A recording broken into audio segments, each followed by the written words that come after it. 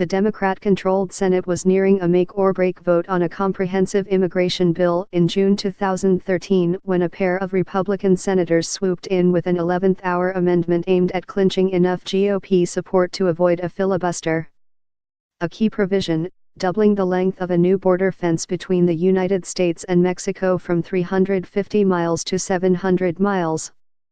Democrats didn't think such a barrier was necessary. Neither did the Obama White House. To them, the proposal seemed arbitrary, a random doubling of the size at the last minute for political purposes. In the end, though, all 54 Democrats in the Senate supported the provision in hopes of realizing a bigger goal, providing a path to citizenship for millions of undocumented immigrants. This month, President Donald Trump is ratcheting up demands that Congress include his border wall in a package to provide legal status for hundreds of thousands of immigrants brought to the country illegally as children. The administration is preparing to ask for $18 billion over a decade to renovate and build a total of 700 miles of wall along the southwest border, according to a memo from the Department of Homeland Security.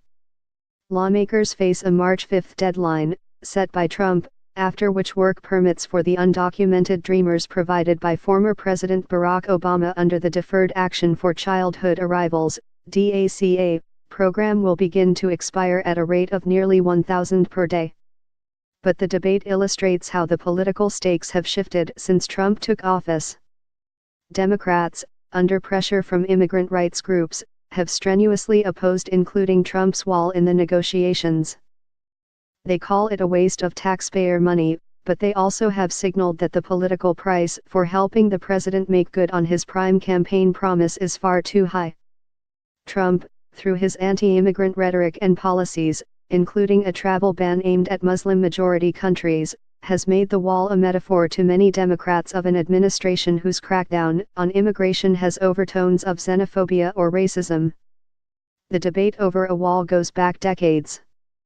The notion of a wall is a giant symbol that is not based on analysis in any way of whether we should do something about the border, said Cecilia Munoz, a longtime immigrant rights advocate who served as Obama's domestic policy advisor.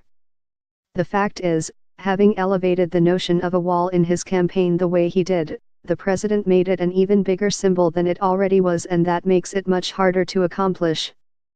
In a letter to colleagues Friday, House Minority Leader Nancy Pelosi, D. California, called the Trump administration's request for wall funding alarming and said her caucus must all speak out.